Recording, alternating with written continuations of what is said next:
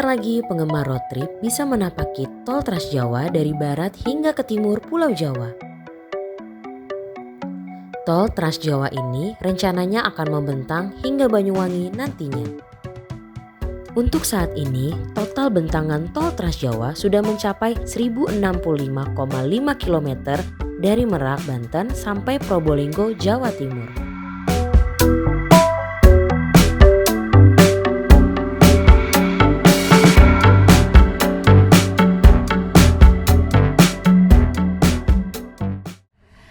Selamat siang Bapak Adi, terima kasih sudah memberikan kesempatan Kontan buat datang ke kantor Jasa Marga Probolinggo di sini Pak.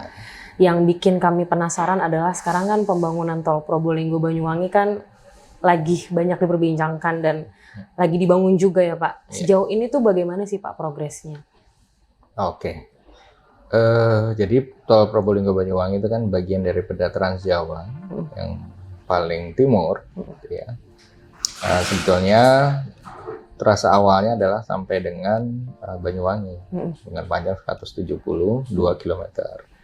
Tetapi saat ini dilakukan pembangunan secara bertahap. Tahap pertama ini dilakukan dari Probolinggo sampai dengan Besuki sepanjang 50 km. Sedangkan tahap berikutnya dari Besuki sampai dengan Banyuwangi itu akan dilakukan setelah nanti ada ketetapan dari pemerintah. Nah, kemudian untuk yang 50 km dari Probolinggo sampai dengan Besuki itu dibagi menjadi 3 paket konstruksi. Kami melakukan pekerjaan. Paket 1 itu mulai dari Gending sampai dengan Kraksan. Kraksan itu adalah ibu kota Kabupaten Probolinggo. Itu panjangnya kira-kira 12 km. Kemudian paket 2 itu dari Kraksan sampai dengan Paiton. Itu hampir sama, kira-kira panjangnya 12-13 km. Kemudian paket 3 itu mulai dari Paiton sampai dengan Besuki. Itu panjangnya sekitar 25 km. Rencana kami, sebagaimana juga sudah menjadi rencana pemerintah juga, mungkin tahun ini ada yang bisa diselesaikan konstruksinya, terutama paket 1, yang dari Gending atau Probolinggo sampai dengan Kraksan, dan mudah-mudahan akan bisa digunakan fungsional di Nataru. Jadi paket 1 ya, sedangkan paket 2 mulai dari Kraksan, Paiton maupun sampai Besuki, insya Allah mungkin tahun depan akan kita selesaikan di pertengahan tahun depan. Mungkin itu. Untuk pembangunan sendiri Pak, ada nggak sih Pak kendala mungkin dari pembebasan lahan atau mungkin hal lain? Namanya pembangunan konstruksi banyak sekali ya Pak ya. Jadi yang pertama mungkin dari sebelum pembangunan, dari tahap pembahasan tanah. Pembahasan tanah kita ini dilakukan sejak udah berapa tahun ya, mungkin lebih dari 2 tahun, dan alhamdulillah saat ini sudah lebih dari 97% untuk yang ruas dari Probolinggo sampai dengan Besuki. Ya kira-kira tinggal menyelesaikan sisanya tidak lebih dari 3%. Itu pun berupa tanah-tanah yang karakter khusus, seperti wakaf, kemudian tanah kas desa, tanah instansi, dan lain-lain. Untuk yang tanah dengan warga, secara umum sih sudah tidak bermasalah. Memang masih ada sedikit 1-2 yang akan diselesaikan melalui proses mekanisme konsiliasi. Mungkin itu sih Pak. Kemudian untuk konstruksinya sendiri, ya namanya proyek banyak ya, tapi kita memang tetap berusaha untuk menyelesaikan proyek ini. Tentunya dengan tetap menjaga dan menjunjung peraturan-peraturan yang ada, baik itu aspek lingkungan, kemudian masalah teknis, itu sendiri.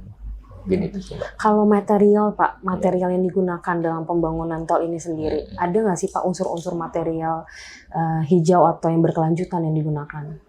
Iya. Ya memang saat ini kita sudah berusaha ya semaksimal mungkin untuk memanfaatkan material-material yang memang istilahnya hijau gitu ya, berkelanjutan dan lain-lain.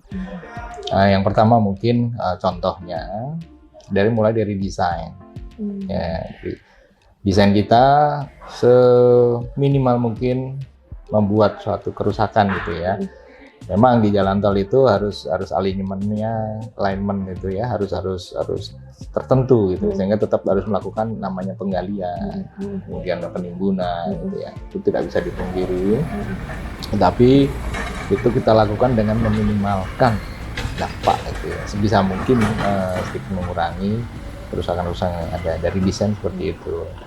Kemudian dari sisi drainase kita juga sudah membuat desain di bagaimana mungkin sehingga drainase itu tidak terganggu dari kondisi di hulu, kemudian dipotong jalan tol, kemudian di hilir itu diatur sedemikian rupa sehingga memang air itu alirannya tidak terpengaruh terlalu besar.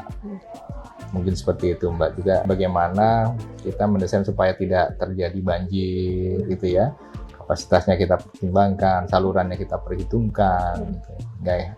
Kemudian kita juga memperbanyak mungkin semaksimal mungkin supaya ada resapan-resapan yang masih bisa didapatkan di lapangan. Kalau masalah material, ya kita memang berusaha untuk memaksimalkan unsur dalam negeri kita ya, sebagaimana kebijakan pemerintah dengan ada syarat-syarat tertentu gitu ya, sehingga kandungan dalam negeri kita, lokal kita tetap tinggi. Ini berarti untuk paket 1 yang keraksaan nanti rencananya operasional Nataru ini, material hijaunya sudah ada ukuran yang dipakai sendiri nggak sih Pak? Ya, jadi kita kebetulan kalau yang nanti rencana ya, kita akan menggunakan, kalau di jalan sesuai spek ya, udah seperti itu. Kemudian kalau gedung, kita akan gedung kantor yang akan kita pakai akan menggunakan konsep green building gitu ya.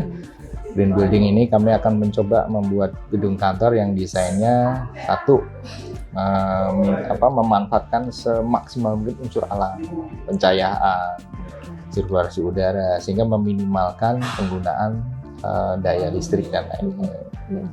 Kemudian kami juga membuat konsep yang namanya water recycling untuk yang air wudhu gitu ya, penggunaan itu kita bisa pakai lagi untuk penyiraman ya, untuk hal-hal yang memang bisa dimanfaatkan. Jadi jelas air itu tidak terbuang.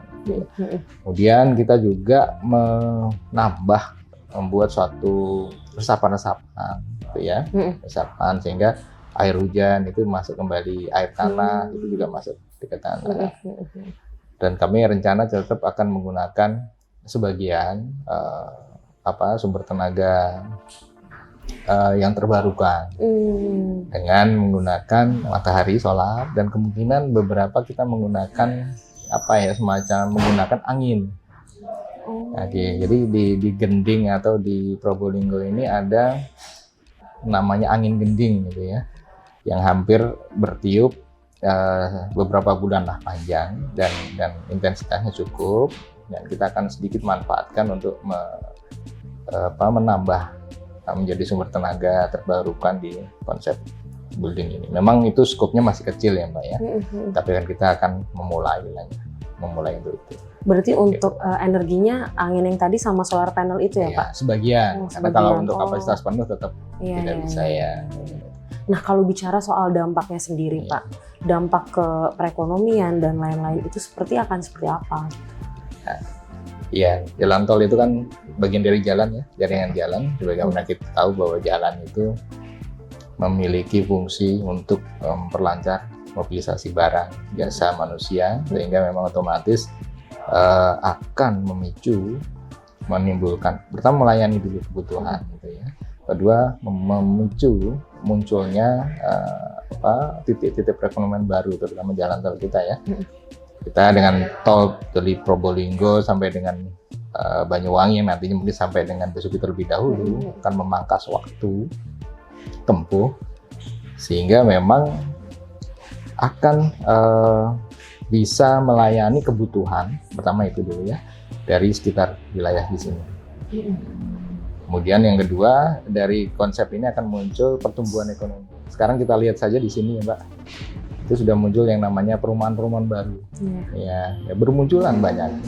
Nah, tidak menutup kemungkinan juga akan muncul karena aksesnya gampang gitu ya. Mungkin industri-industri. Dan tentunya kalau sudah ada industri, tentunya juga lingkungannya akan berkembang. Nanti ada kos-kosan, pasar, dan lain-lain. belum lagi dari perkembangan wilayah sendiri gitu ya. Belum lagi dari melayani koneksivitas antar kota. Mungkin ya dari Bali sampai ke Surabaya dengan adanya tol ini akan lebih cepat. Dampak yang muncul lainnya adalah meningkatkan pariwisata.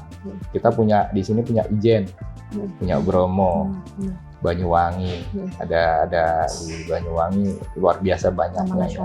Taman Nasional Balura, terus kemudian ada pantai-pantai selatan Banyuwangi. Saat ini orang mungkin masih melihat jauh gitu ya dari Surabaya, tetapi pada saat nanti tahun ini jadi, misalnya mungkin itu akan jarak tempuhnya cepat, dan saya yakin orang akan nyaman untuk menuju ke sana, sehingga akan lebih banyak yang akan menjadi destinasi wisata baru. Kalaupun jadi Pak, berarti memangkas waktu berapa menit Pak kalau dari Jakarta? Ya, kalau Surabaya saja ya.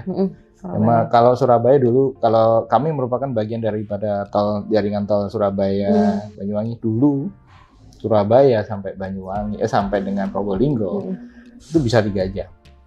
Zaman dulu belum ada tol. Surabaya sampai dengan Probolinggo 3 jam, 3 sampai 4 jam lah. Melewati arteri dan sekarang dari Juanda kami menuju Probolinggo itu hanya memakan 1,5 jam. 50% waktu akan terpangkas. Gitu. Nah, kita dari situ juga bisa berhemat BBM ya, karena udah pastilah ya waktu tempuh dan lain-lain. Itu Mbak. Untuk proyek tol ini sendiri Pak, nilai investasi yang dikeluarkan tuh berapa ya Pak?